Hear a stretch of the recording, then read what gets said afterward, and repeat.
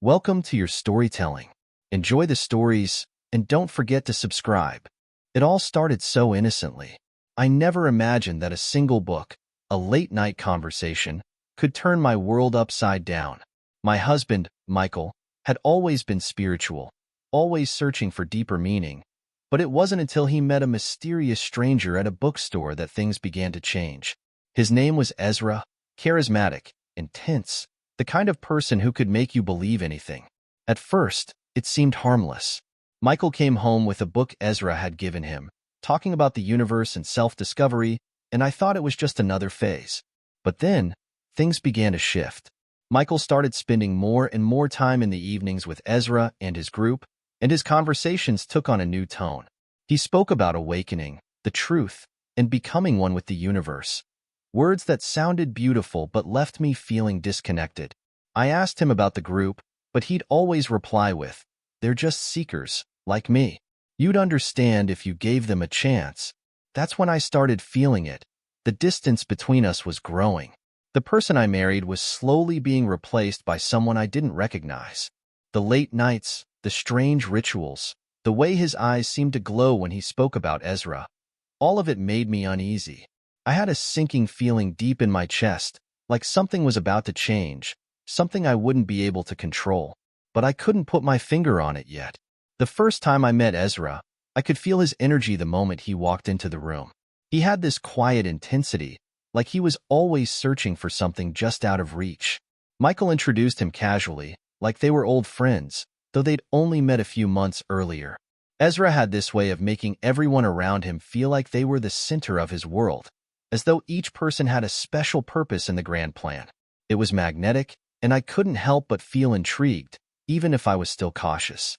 He spoke with such passion about spirituality, about expanding consciousness, and for the first time, I saw a side of Michael that I hadn't noticed before. He was completely captivated by Ezra, hanging on every word like a disciple at the feet of a guru. At first, I thought it was just another fleeting interest, like his past attempts at meditation or yoga classes. But then, it became clear. It wasn't just a hobby. It was a calling. He told me how Ezra had opened his eyes to a deeper understanding of life, how their teachings were the key to true happiness. As he spoke, I felt a chill run down my spine. The more I listened, the more I realized that what Michael was describing wasn't just philosophy. It was a way of life, a life that was beginning to exclude me. There was something unsettling in Ezra's eyes, something I couldn't shake. As the days passed, Michael's priorities began to shift, and I was no longer the center of his universe. He spent more and more time with Ezra and his group, and when he was home, his mind was elsewhere. Our conversations, once filled with laughter and plans for the future, became centered around this new awakening he was experiencing. The person who once shared everything with me was becoming distant, lost in the world of Ezra's teachings. He told me, more than once, that I needed to open my mind and let go of the old ways. He spoke about their weekly gatherings, how they meditated together, shared ideas, and helped each other grow spiritually. I tried to join in, just to be a part of his world, but I was always left feeling like an outsider. The others in the group were polite, but there was a strange air of secrecy about them. I couldn't put my finger on it, but I knew something wasn't right. One evening, after a particularly strange gathering, Michael told me he was going to be spending the entire weekend at Ezra's retreat. "It's a chance to deepen my understanding," he said, eyes shining with excitement. I was taken aback. We had planned to go away together, just the two of us. But now, it seemed that his place was with Ezra, not with me. I tried to hide the hurt, but it lingered. Was this really the person I married? The person who once cared so deeply for our life together? I had heard enough about Ezra's group to know it wasn't just a gathering of like-minded individuals. It was something more, something I couldn't quite understand. Michael's descriptions of their teachings were filled with vague, almost mystical language. The group wasn't a church, he assured me. It was a community of seekers. Still, something about the secrecy surrounding them made me uncomfortable.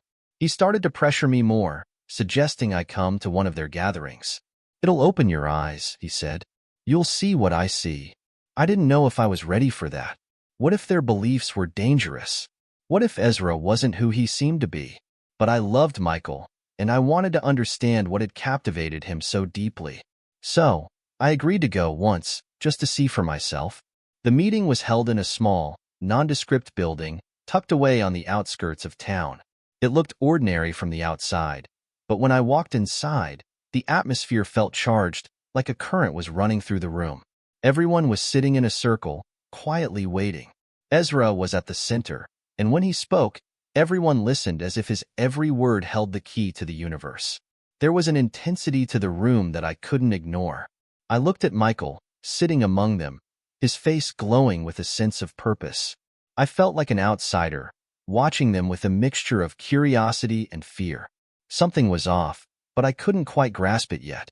It was in his eyes that I first saw the change. The man I had married, the man I knew so well, was slipping away, replaced by someone I didn't recognize. Michael's gaze had always been warm, thoughtful, full of love. But now, it was distant, like he was looking through me instead of at me. The sparkle that once made him so charming and vibrant had been replaced by an intense, almost obsessive focus. He wasn't looking at me anymore. He was looking for something, or someone. Every time he spoke about Ezra, his voice became almost reverent. It was like Ezra had become his new world, his new everything. When I tried to talk to him about it, to ask why he was so distant, he would shrug it off, saying things like, "You don't understand yet, but you will. You just need to open up." It was as if he was no longer speaking to me, but to someone else entirely. I could feel the coldness creeping in, a wall rising between us. It wasn't just that he was changing. It was that I felt like I was losing him, piece by piece. The man I loved was being replaced by someone who was more loyal to Ezra than to our shared life. The thought terrified me. Was this the beginning of the end? Michael couldn't stop talking about the group and their teachings. Every conversation seemed to revolve around their wisdom, their philosophy on life, and their path to enlightenment. At first, I tried to listen, tried to engage, but it felt like I was hearing the same things over and over again. Ezra's words were cryptic, yet oddly captivating. They talked about shedding your old self, letting go of attachments, and finding your true purpose. It all sounded so profound on the surface, but I began to notice a pattern. Their words were beautiful, but they were also vague, open to interpretation. There was no concrete message, just a constant invitation to surrender your own will in favor of Ezra's vision. Michael became more absorbed in it all. He would come home late, excited. His face lit up with enthusiasm as he spoke about the latest revelation from the group. He even began to wear new clothes, as if he had become a walking advertisement for their philosophy. The more he talked, the more I felt myself retreating into myself. Was this really about self-improvement, or was it about control? I wanted to understand, to be a part of this journey with him, but I couldn't help feeling like an outsider. I began to ask questions, simple, innocent ones like, what exactly do they believe? Or how do they practice these teachings? But every time I tried to probe deeper, Michael would dodge the question, telling me I wasn't ready to hear the answers. It was like they were using a language I didn't understand, one that I wasn't meant to be a part of. It started slowly at first, small suggestions here and there. "You should join us next time," he would say, his tone gentle but insistent. "You'll see. You'll feel the energy." I knew what he meant. He was asking me to come to one of their gatherings, to witness it firsthand. But I wasn't sure if I was ready. Every time he asked, I found myself making excuses. I didn't want to be part of something I couldn't fully understand. I didn't want to risk getting pulled into whatever world Ezra had created. But the pressure was building. It wasn't just about the meetings anymore. It was about Michael's growing conviction that this group had the answers to everything, and that I was somehow missing out. The invitations became more frequent. "It's a special gathering," he'd say. "You can't miss it." He didn't understand why I was hesitant, why I wasn't as eager to be a part of this spiritual awakening as he was. I was scared of losing myself in it all. I knew, deep down, that these teachings were leading him further away from me and from us. Yet, I didn't want to be the one to hold him back. I didn't want to be the one who stopped him from finding the peace he was so desperately searching for. But I could feel myself being pushed into a corner. The more I resisted, the more persistent he became. When I finally agreed to attend one of their gatherings, I didn't know what to expect. Michael was so excited, so eager to show me the truth, that I couldn't say no any longer. The building was nondescript, tucked away in a quiet part of town. It was nothing like the grandiose places I had imagined. No incense-filled temples or ornate statues.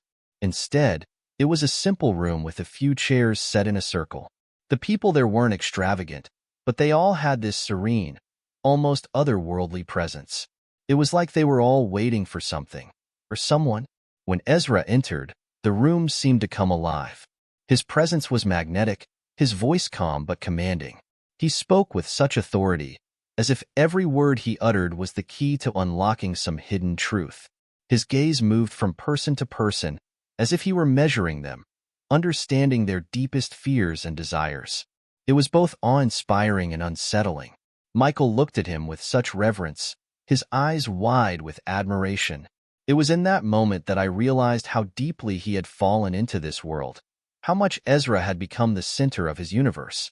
As Ezra spoke about enlightenment and shedding the false self, I couldn't help but feel a growing sense of unease. There was something about the way he spoke, the way everyone listened, that made me feel like I wasn't just witnessing a spiritual gathering. I was witnessing something much more profound, something that held its members in a vice grip. The first impression that stuck with me was how everyone seemed so content. It was almost as if they were all living in their own little world, untouched by anything outside of their bubble. It wasn't just happiness. It was a strange kind of peace that felt rehearsed. The people there had this serene look on their faces, as if they had already found the answers to all of life's questions.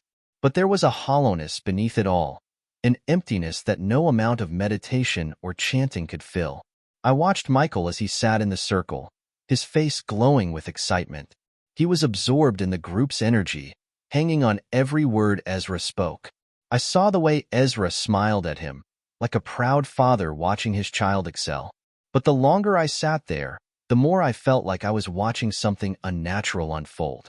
I couldn't shake the feeling that there was a hidden agenda, something they weren't telling me. I looked around at the others, wondering if they had noticed it too. Were they all just as blind to the manipulation as Michael was? Or had they given up their will so completely that they didn't even realize it? As the meeting came to a close, Ezra spoke directly to me. His gaze was piercing, as if he could see right through me. "You are on the verge of understanding," he said, his voice soothing, yet filled with unspoken pressure. "Just let go. Trust in the process." His words lingered in the air, heavy with meaning. But instead of feeling enlightened, I felt trapped. After that night, everything changed. Michael's attitude toward me shifted in subtle but unmistakable ways. He became more distant, less present when we were together. The spark that had once been in his eyes when he looked at me was fading. It was like he was no longer interested in me, but in the path Ezra had shown him.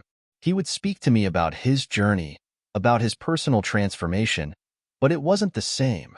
It wasn't like before, when we shared our dreams and fears with each other. Now, it felt like he was talking about someone else's life, someone else's path, as if he had already moved on from our life together. Every time I tried to bring up something from our past, our plans, our shared memories, he would brush it off, as if it didn't matter anymore. "That was before," he would say. "This is the new US, the better us." But I wasn't sure I liked this new US. I didn't recognize it. He would spend hours reading Ezra's books, discussing them with the group, and it felt like I was losing him bit by bit. He wasn't the person I married anymore. He was someone else, someone who belonged to Ezra, someone whose priorities had shifted entirely. I couldn't help but wonder, if this path was leading us to a better place, why did I feel so alone? The more I tried to pull Michael back, the more he pulled away. At first, I thought it was just a phase. Maybe he was going through something personal, but it wasn't just that. He had fully embraced this new life, one that seemed to revolve around Ezra and his group. I could no longer ignore the nagging feeling that something was off. Michael's behavior had become more erratic. He would be fine one moment, completely lost in his spiritual pursuits the next. He began to change his appearance, wearing clothes that matched the group's uniform, an almost otherworldly style that made him look like he belonged to some secret society. His eyes, once full of warmth, were now clouded with obsession. When I asked him about it, he'd give me vague answers, like he was trying to protect me from the truth. "You wouldn't understand," he'd say. "You're not ready." But I wasn't sure it was about me being ready. I was afraid that if I didn't do something soon, I'd lose him forever. He seemed like a shadow of the man I had married. A man who had once been passionate about life, about us, about the future we had planned. Now, all of that was gone. And in its place, there was only Ezra, only the promises of a life I didn't recognize. I had no idea how much longer I could stay on the sidelines, watching my husband slip further away from me. One night, after a particularly long conversation with Michael about his involvement with the group, I reached my breaking point. I had tried to be patient, tried to understand, but it was becoming clear to me that there was no space for me in his new world. He had given up everything for this path, this belief system that Ezra had sold him. "Michael, you have to choose," I said, my voice trembling with the emotion I had been holding in for so long. "It's either me or them." I had never been one for ultimatums, but I felt like I was losing him to something that wasn't real. I had to make him see that, or at least make him choose me. For a moment, there was silence. He looked at me, his face unreadable, and I saw a flicker of uncertainty in his eyes. But then it was gone. "I don't think you understand, Jin," he said softly, almost sadly. "This isn't just some group. This is my life now. I found something that's more real than anything I've ever experienced before." The words hit me like a slap. He wasn't choosing me. He wasn't choosing us. He had already chosen Ezra. It felt like a death, like I had lost him in a way that words couldn't describe. I tried to hold on to hope, to believe that I could still reach him, but deep down, I knew that our life together was slipping through my fingers like sand. The days following the ultimatum were filled with a quiet, painful distance. Michael no longer looked at me the same way. He was kind, yes, but there was a detachment in his eyes, like I was a stranger. He had found something bigger, something that transcended our marriage. And for the first time, I felt like I was the one who didn't belong. The more I observed him, the more I saw how deeply entrenched he had become in this world. He would speak in cryptic phrases about alignment and true purpose, his voice filled with the kind of conviction that terrified me. I realized, with a sickening jolt, that this wasn't just a spiritual journey. It was a transformation. He was being remade into something I didn't recognize. The woman I once knew, the woman he loved, was being erased. I had tried to fight it, tried to hold on to the life we had built, but it was as if he was being swept away by a current I couldn't control. It wasn't just Ezra anymore. It was everything that Ezra represented, an ideology that demanded complete devotion, that promised answers to life's greatest questions, but at the cost of everything else. I wanted to believe that this was just a phase, that one day Michael would come back to me, to the person he used to be. But each day that passed made that seem less and less likely. A few weeks later, after the pain of our distant, hollow conversations had begun to wear on me, I received an unexpected invitation. It was from Ezra. The note was simple, no flashy designs, just a few words written in elegant script. "You are invited to the next gathering. Come and see the truth." I had no idea why Ezra had decided to reach out to me directly, but I could feel my heart race as I read the words. I wasn't sure if it was a chance to understand, a way to save Michael, or just another trap designed to pull me deeper into their world. But something inside me snapped. I needed answers. I needed to understand why my husband was so consumed by this path, why it had become his everything. So, against my better judgment, I decided to go. It was time to face Ezra, to confront him and see if I could get the answers I had been seeking. I had to know if I was fighting for a man who was already lost, or if there was still a part of Michael that could be saved. The night of the gathering, I arrived at the same building where I had first felt the eerie energy. The room was filled with the usual serene faces, all sitting in quiet meditation. But this time, I wasn't an outsider. I was here with a purpose, to understand. I sat in the back, watching as Ezra took his place at the front of the room. His presence was commanding, almost otherworldly. As he began to speak, his voice filled the room with a calm certainty that made my heart race. "The truth is within you," he said, his eyes scanning the group, lingering just a moment longer on me. You just have to let go of your fear.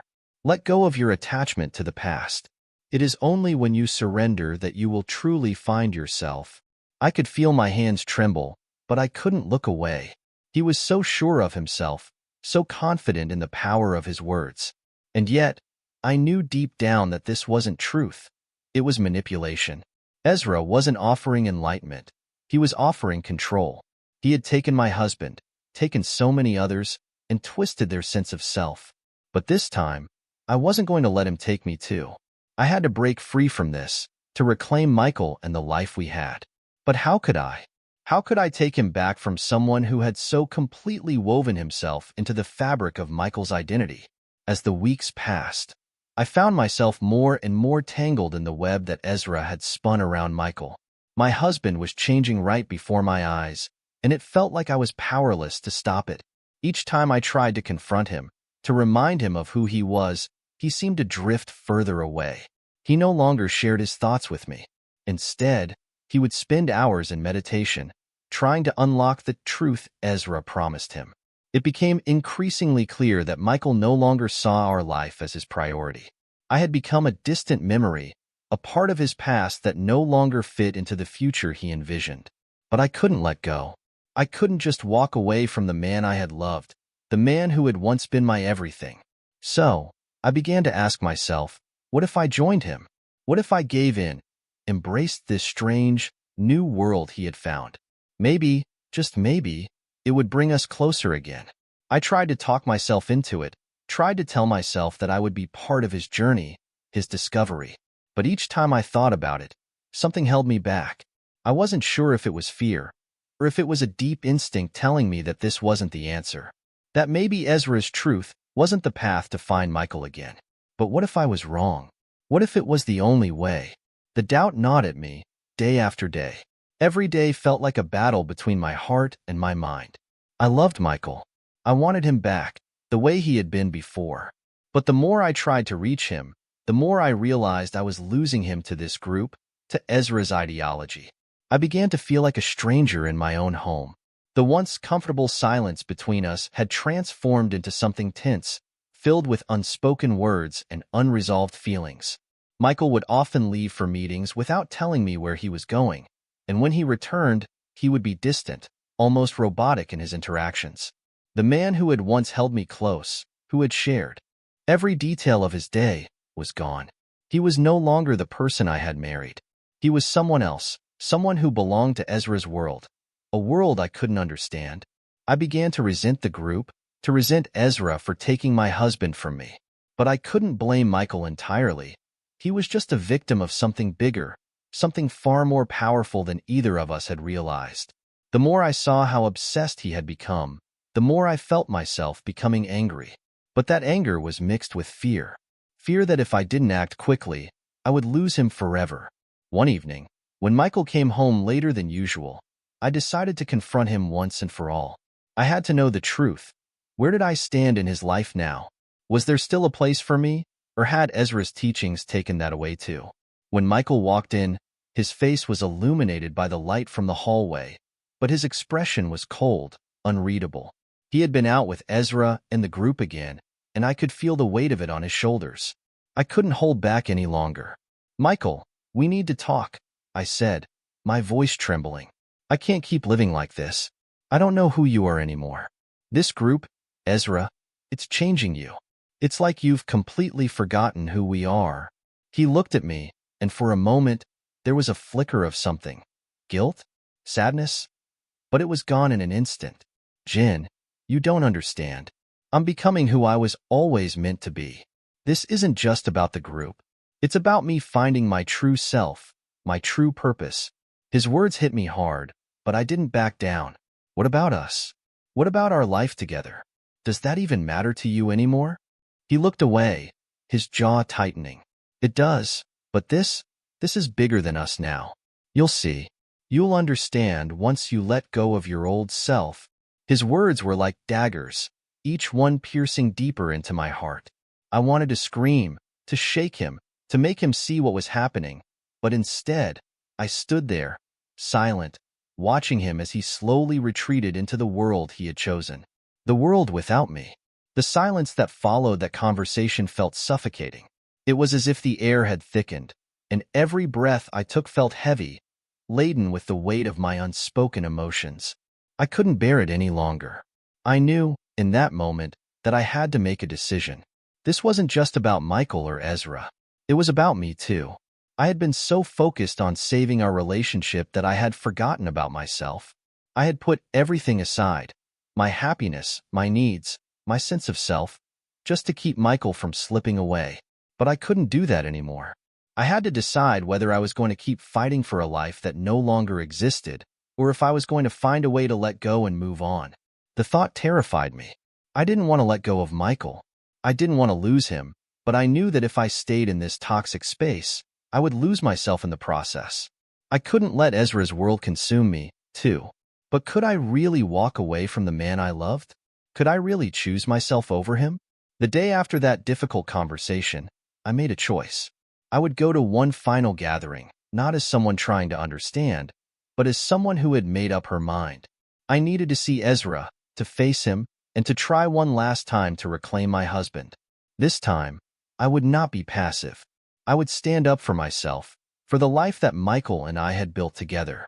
If Ezra truly held the answers, then I had to hear them, straight from him. If I couldn't understand it, then at least I could leave with a sense of finality.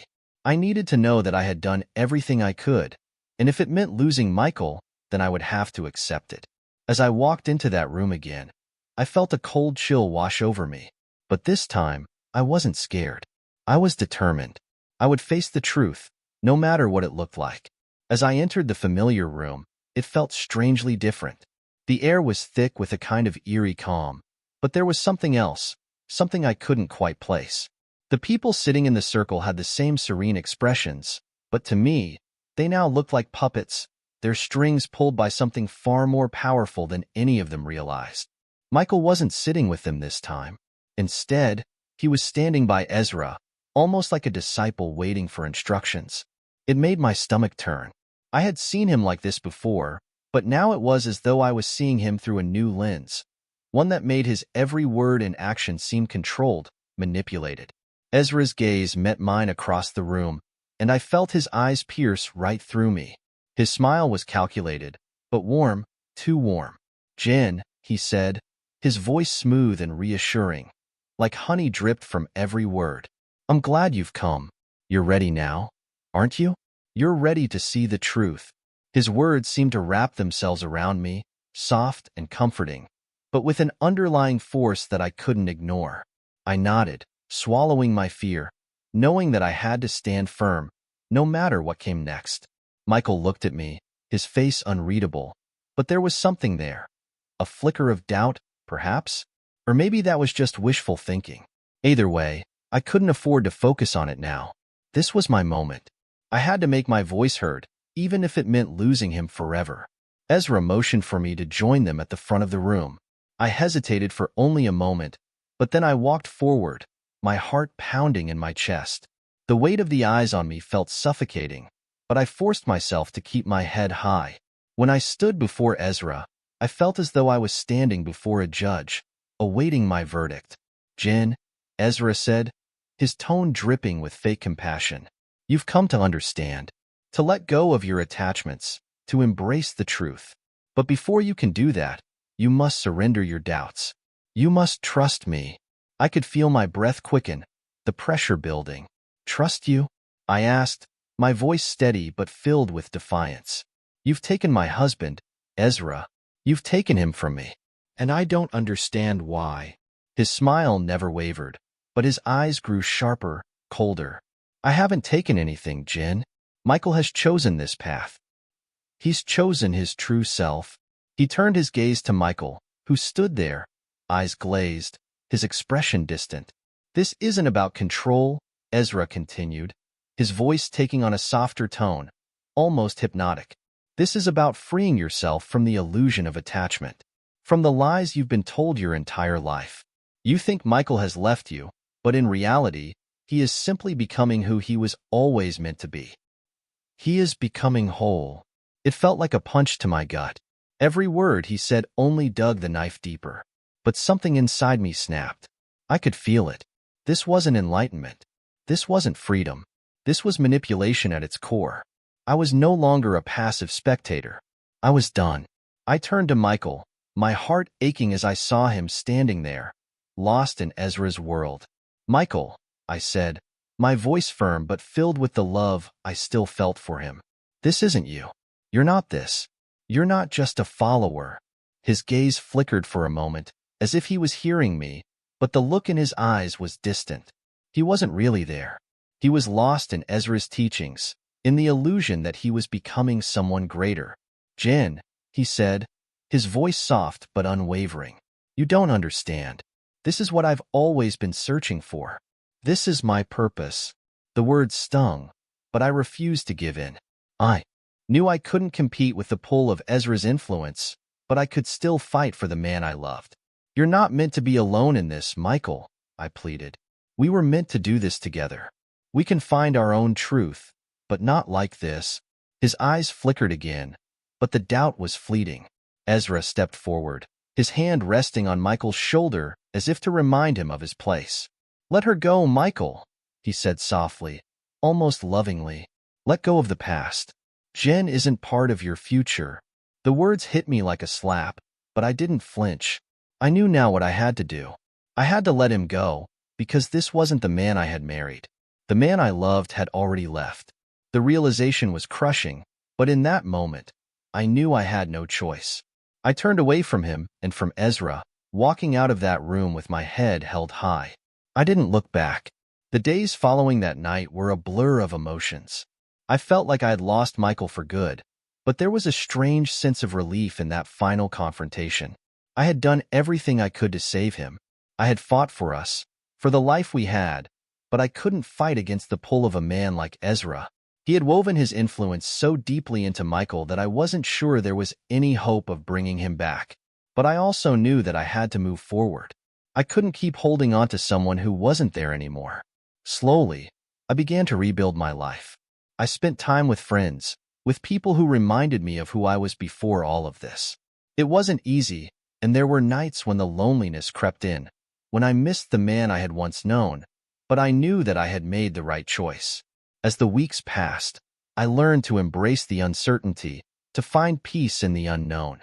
Michael had chosen his path, and I had to respect that, even if it meant we were no longer a part of each other's lives. It wasn't an overnight transformation, but eventually, I started to feel like myself again. The pieces of my life began to fall back into place. I was no longer consumed by the fear of losing Michael.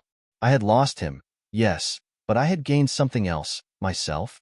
I had rediscovered the strength that I had forgotten I possessed. I didn't need Ezra's truth or Michael's approval. I had my own path to walk, my own future to build. And as I took those first steps into this new chapter of my life, I felt a sense of hope rise within me. I had made it through the hardest part, and now I was ready to embrace whatever came next. I had spent so much time grieving, so much time looking back, that I forgot to look ahead.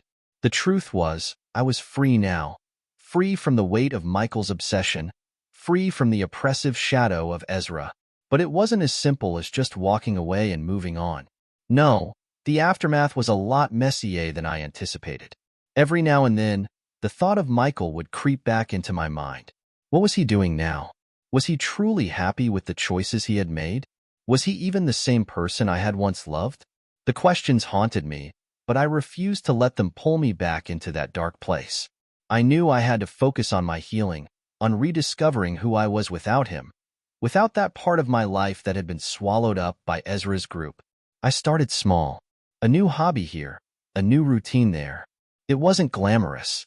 I took a cooking class, joined a yoga group, started volunteering at a local shelter. It was the little things that began to fill the void. I felt alive again. I felt like I was carving out a space in the world that was just mine. It wasn't long before I ran into someone who would change my life in ways I never expected. I had been spending more time at a small cafe near my apartment, a place where I could clear my mind and focus on the future. One afternoon, as I sat by the window, sipping my coffee, I noticed a woman sitting at a table near mine. She was staring out the window, lost in thought. Something about her seemed familiar, and after a moment, I realized that she was one of the people from Ezra's group. She had been there, sitting with Michael, part of that quiet, intense circle. I froze for a moment. The sight of her took me back to those days of confusion, of fear. I hadn't expected to see anyone from that world again. My heart raced, but I forced myself to stay calm. If I was truly done with that part of my life, I had to face it head on. I stood up and walked over to her. "You're from Ezra's group, right?" I asked, trying to keep my voice steady. She looked up, startled at first, but then her expression softened. "Yes," she said slowly. I used to be. Are you Jen? Michael's wife." Her voice was quiet, almost apologetic. She seemed different now, less serene, less consumed by whatever it was that had taken hold of all of them. "Yes," I replied, trying to keep my emotions in check. I was his wife." The words still stung, but they didn't hurt as much as they used to. "What happened?" She sighed deeply, glancing out the window as if searching for the right words. "I left," she said softly. "I couldn't do it anymore. I couldn't live like that." The more I stayed, the more I realized. It wasn't what they promised. It wasn't real. Her honesty caught me off guard. "You left?" I asked, almost in disbelief. "But Ezra, he makes it sound so convincing." "I know," she said, her voice low. "But eventually, you see the cracks. You see the manipulation, the way they control you, the way they twist everything you believe." I couldn't stay. I had to go. It felt like a weight had lifted off my shoulders hearing her speak those words. For so long, I had felt like I was the only one who saw through the lies, the only one who couldn't accept the truth they were selling. But here was someone else, someone who had lived through it and walked away. It gave me a strange sense of validation. That encounter was the catalyst I needed. I realized that I wasn't alone in this. There were others who had been caught in Ezra's web, others who had found the strength to break free. And I wasn't just reconnecting with them. I was reconnecting with the person I had been before all of this. I called up some of my old friends, the ones I had distanced myself from when everything with Michael and the group began. It felt awkward at first, like I was stepping back into a world that had moved on without me. But as we sat together, sharing stories and laughs, I realized how much I had missed them. They reminded me of who I was before Ezra's group consumed my life, before I lost myself trying to save a relationship that was already slipping away. There was something cathartic in letting go of the past. Not just Michael, not just Ezra, but the version of myself that had clung so desperately to a life that wasn't mine anymore. I was ready to embrace the future, to find happiness in places I hadn't looked before. I started to rebuild my sense of self, piece by piece. I knew that it wasn't going to be easy. There were still days when I felt lonely, still moments when I missed Michael, the man he had been before everything changed. But I also knew that I couldn't keep holding on to someone who wasn't the person I had married. And in letting go of him, I was freeing myself. One day, I stood in front of the mirror, really looking at myself for the first time in what felt like forever. I didn't see the broken woman who had been swept up in someone else's world. I didn't see the scared, lost woman who had tried to hold on to a fading dream. I saw someone new, someone strong, someone who had survived. I had been through hell and back. I had lost my husband, lost my way, but I had also found my strength. And as I stood there, looking at the reflection of a woman who was finally starting to heal, I knew that I was ready for whatever came next. Time moved forward, as it always does. Michael's life and mine had become separate. I had learned to live without him, without the world we had built together. But I had also learned something far more important. I had learned to live for myself. I no longer defined myself by the man I had married or the group that had taken him from me. I was my own person, with my own future to shape. And though I didn't know what tomorrow would bring, I felt at peace with where I was. For the first time in a long time, I wasn't looking over my shoulder. I wasn't worried about what had been or what could have been. I was focused on today, on the life I was creating, on the woman I was becoming. Whatever happened next, I was ready. In the months that followed, I grew more comfortable in my newfound independence. I had learned how to take care of myself again, how to find joy in my own company. The fear of being alone had faded, replaced by the quiet confidence that I could handle whatever life threw my way. I had never expected that it would take so much to rediscover myself, but I was grateful for every step, every lesson along the way. I found myself returning to things I had once loved but had abandoned: writing, painting, even gardening. I discovered a new sense of purpose in these small joys. Each act of creation felt like a declaration of my autonomy, a quiet rebellion against the life I had once tried to build with Michael and the cult. I wasn't merely surviving anymore. I was thriving. I also started a new project that I had always dreamed of: a support group for people who had been affected by manipulative groups. I wanted to offer a safe space for people like me, to help them find their voice again, to show them that life could go on after being manipulated by someone else's vision. It wasn't easy, but it felt right.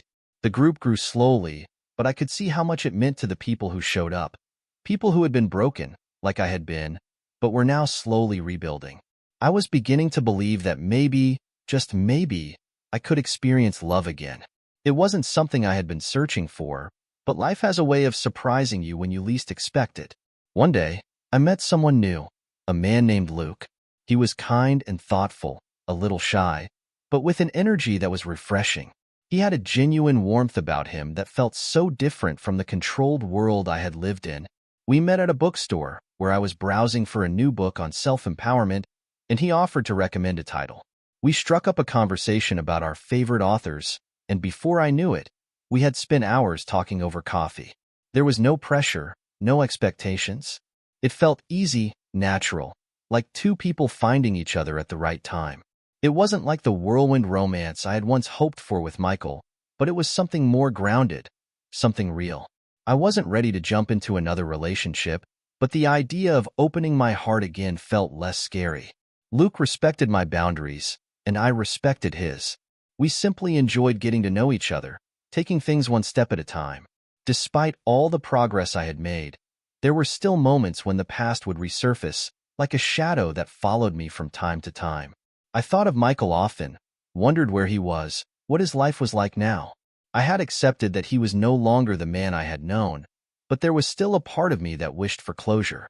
One afternoon, I got a call that I didn't expect. It was Michael. My heart raced when I saw his name appear on my phone. Part of me wanted to ignore it, to pretend I hadn't seen it, but another part of me knew I needed to answer. "Jin." His voice came through the phone, and it sounded different, softer, almost apologetic. "I don't expect you to forgive me, but I wanted to apologize for everything. For dragging you into that world, for making you feel like you weren't enough. I was wrong, and I've been thinking about you a lot lately."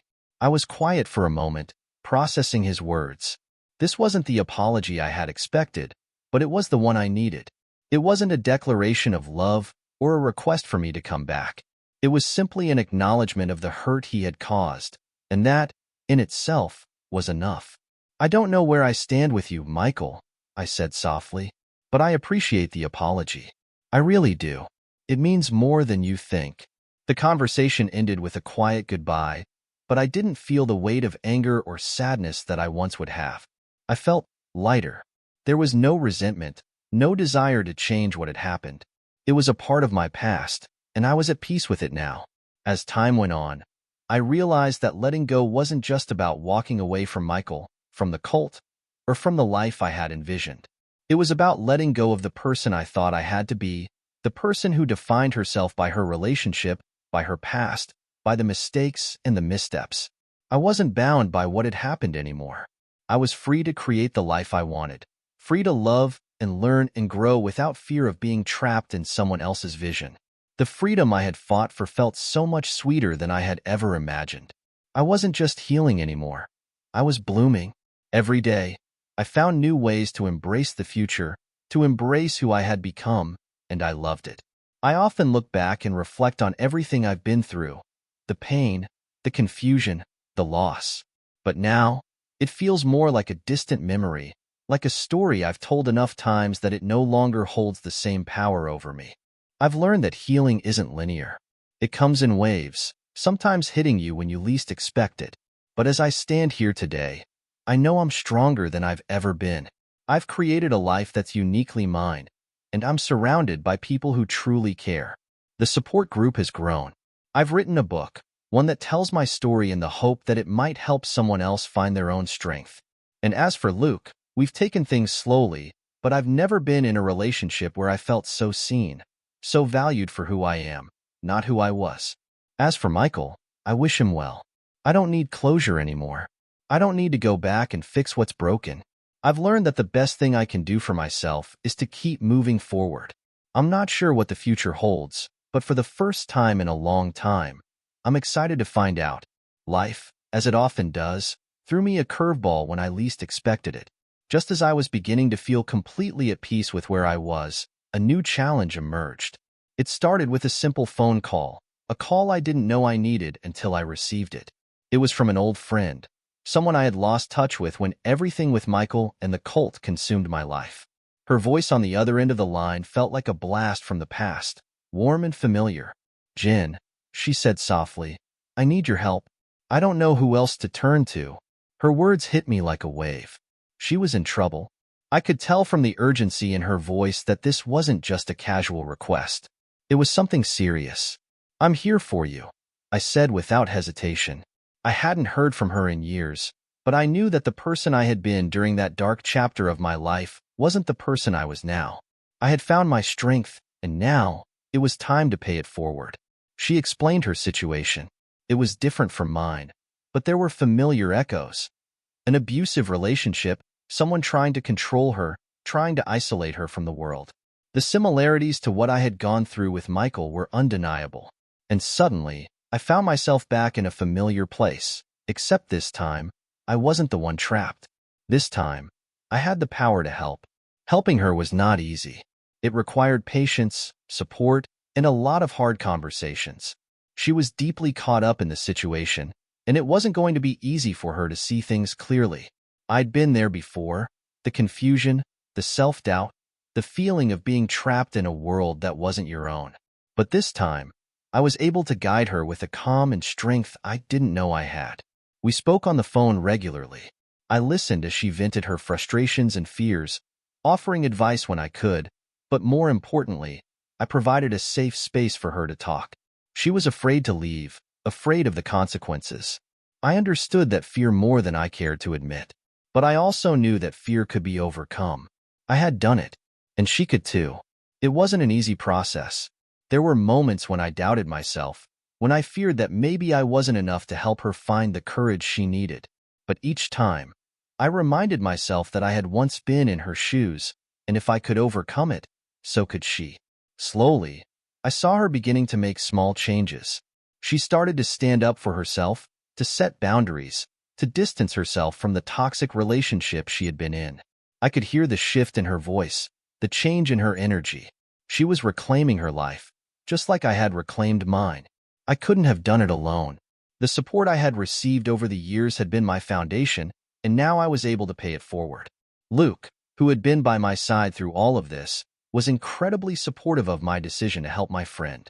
He understood the importance of healing, of giving back. Together, we both became part of her support system, offering advice, encouragement, and a reminder that she wasn't alone. And as I helped her, I began to realize something profound. The healing I had gone through wasn't just for me. It was for others too. I had the ability to help others rebuild their lives, to show them that there was always a way out of darkness, that there was always hope. I started to become more involved with the support group I had created. I met with the members regularly, offering guidance and listening to their stories. Each one was different, but each shared a common thread. Stories of manipulation, of control, of being made to feel powerless. I began to realize that my journey was just one small part of a much larger picture, and I felt proud to be part of that process of healing for others. I woke up one morning with a deep sense of purpose I hadn't felt before. For so long, I had been focused on my own healing, and that was important, yes. But now, I felt something bigger calling me. There was a mission that had emerged from my pain, a way for me to help others who had been in situations like mine. I began speaking at local events and workshops, sharing my story with others who needed to hear it. I told them that it was possible to escape manipulation, that they didn't have to stay trapped in unhealthy situations.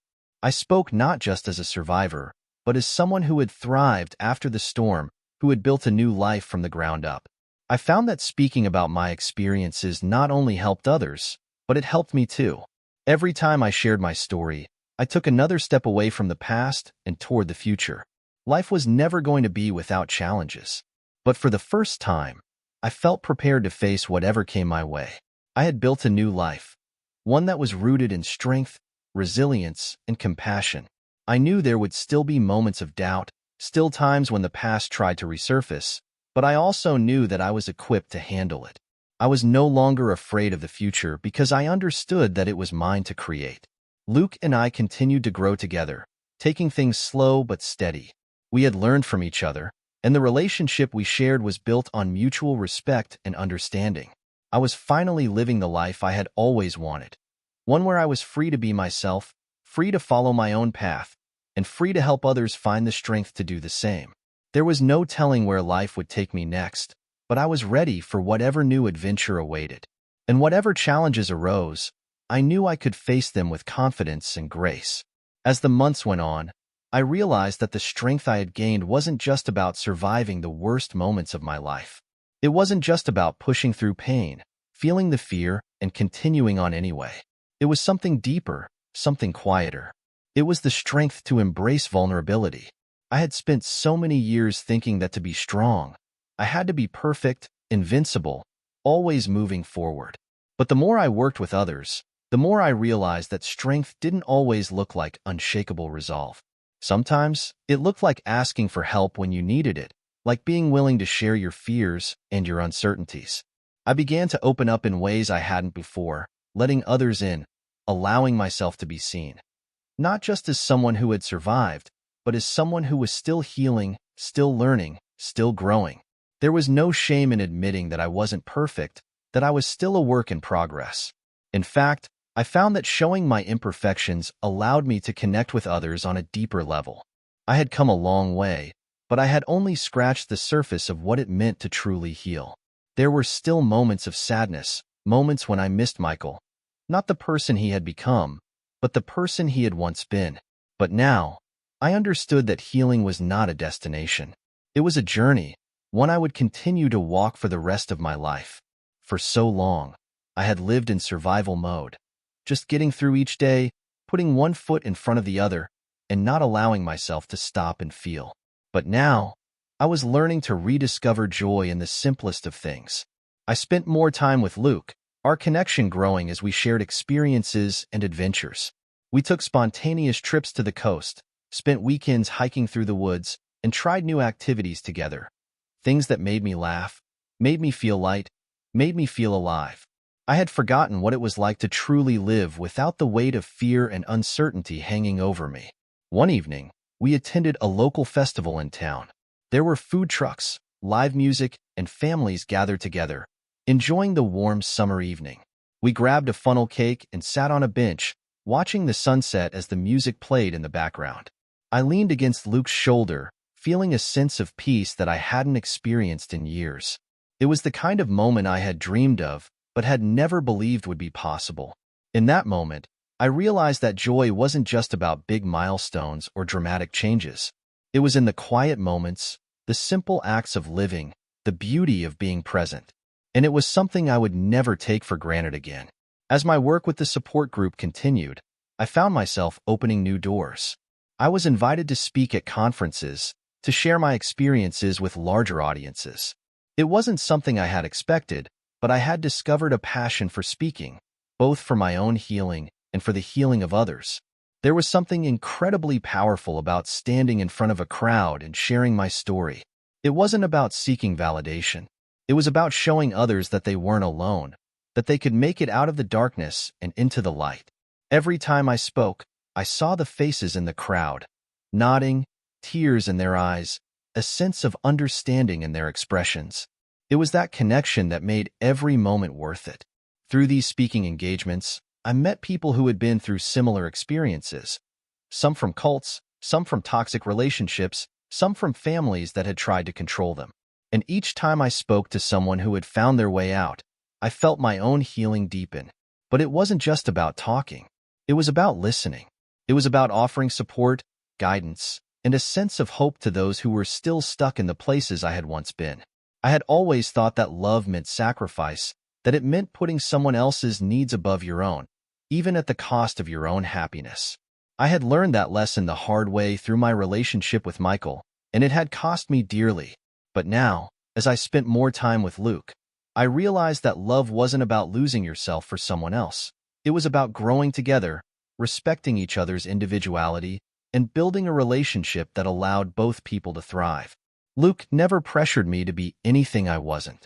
He respected my past, understood the trauma I had been through, and gave me the space to heal at my own pace. But he also encouraged me to dream, to take risks, to explore the things that had once seemed impossible. Love, I realized, was about support. It was about trust. It was about making each other better, not by changing who we were, but by accepting who we were and encouraging growth. Throughout this journey, I had learned that healing wasn't something that could be done alone. I had found power in community, in the people who stood by me when I was at my lowest, in the friends and mentors who had helped me navigate the darkest parts of my life. And I realized that my mission was bigger than I had originally imagined. I wasn't just going to offer support to individuals. I was going to build a network, a community of people who had been through similar struggles, people who could support one another, lift each other up, and help each other heal. I began to expand the support group, reaching out to organizations and networks that could help. We started hosting workshops, bringing in experts, and creating safe spaces for people to share their stories. I realized that in helping others, I was helping myself too. There was a power in community, in knowing that we didn't have to face our challenges alone. As I looked around at the people I had helped, the people who had become part of my journey, I knew I had found my purpose. It was more than just surviving. It was about helping others find the courage to live, to grow, and to thrive, just as I had done. And now, as I stand here today, I can honestly say that I'm living a life I never thought possible. It's not perfect, and it never will be. There will always be challenges, always be moments of doubt. But I'm no longer afraid of what lies ahead. I've learned to embrace life as it comes, with all of its ups and downs, with all of its beauty and pain. I've learned that there's no timeline for healing, no right or wrong way to move forward. The only thing that matters is that we keep going, one step at a time. I don't know exactly what the future holds, but I know that I'm ready for it. I've built a life full of love, purpose, and connection. And no matter what comes next, I'm not just surviving anymore. I'm living. I had always believed that the worst thing that could happen to me was being trapped in a cult or a toxic relationship, but as I moved forward, I realized that there was a deeper, more pervasive danger. The feeling of being invisible, unheard, and disconnected from the world around you. It wasn't just people who had been through cults or abusive relationships who needed support. It was anyone who had ever felt isolated, misunderstood, or lost. And I knew that if I wanted to make a real difference, I had to expand my mission. So, I set my sights on reaching more people, more communities. The idea was to build bridges between those who had struggled with manipulation, those who had struggled with isolation, and anyone who needed to feel connected. I began offering workshops on self-empowerment, personal growth, and building healthy relationships. I started speaking in schools, community centers, and even online platforms, using my voice and my story to spark change. It was powerful work, but it was also exhausting. I found myself stretching thin, trying to juggle my personal life with the ever-expanding mission I had set for myself.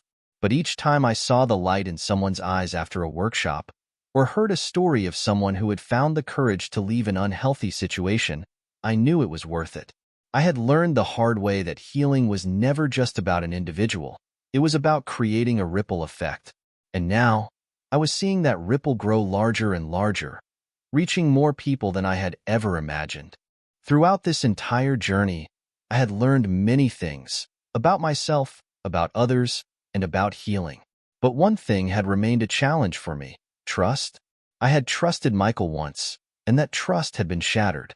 I had trusted people in the cult, and that trust had been manipulated.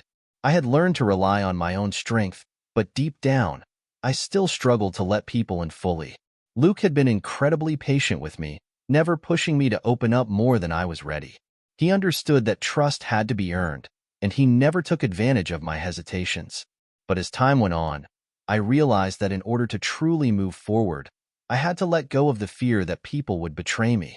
I began to open up more, slowly, at my own pace, starting with small things, sharing pieces of my past, talking about my fears. Luke listened without judgment, never trying to fix me, but simply offering support. I could see how much he cared, and I could feel myself slowly softening, learning to trust him in ways I hadn't trusted anyone in years. It was a process, but it was one I needed to go through in order to heal completely. And with each new step, I felt lighter, freer. The past didn't have as much of a grip on me anymore. One day, as I was reflecting on all that I had been through, I realized something profound. I had never fully told my story. Yes, I had shared pieces of it in workshops, in conversations, in support group meetings. But I had never written it all down, never put it together into something that could reach even more people. I had always wanted to write a book, but the idea had felt too overwhelming, too personal. Could I really open up that much? Could I expose the rawness of my journey in a way that would resonate with others? But now, with the clarity that came from my years of healing, I knew it was time. My story wasn't just mine. It was a story that needed to be shared. It was a story of survival, of resilience, and of finding strength even in the darkest moments. It was a story of love, not just romantic love, but self-love, and the importance of trusting yourself above all else. I began writing. Every night, after a long day of work, I sat down at my desk and poured my heart onto the page. Some days it was difficult, revisiting the pain of the past, but other days it was cathartic. Writing became a form of therapy for me, a way to make sense of everything I had been through and turn it into something powerful. The book slowly took shape, and with it, so did my sense of purpose. This wasn't just a personal project. It was a tool, a resource, a beacon of hope for anyone who had ever felt trapped in a situation they couldn't escape. As I wrapped up the final draft of my book, I looked back at everything that had led me to this point: the pain, the loss, the uncertainty, and the healing. I realized that I had come full circle. What had once felt like the darkest time of my life had become the foundation for the person I was today. I wasn't just surviving anymore. I was thriving. I was helping others thrive. I was part of a community of people who had found their way out of toxic situations, who had learned to trust again, who had learned to love themselves. Luke and I continued to grow together, our relationship stronger than ever. He was my partner, not just in love, but in this shared mission to create change. I had learned that true partnership was about support, respect, and shared values. And as I looked to the future, I saw endless possibilities. There would always be challenges, always be moments of doubt. But I wasn't afraid anymore. I had built a life of purpose, a life of impact, and a life full of love. I had reclaimed my life, and in doing so, I had given others the courage to reclaim theirs. The journey was far from over, but I was ready for whatever came next.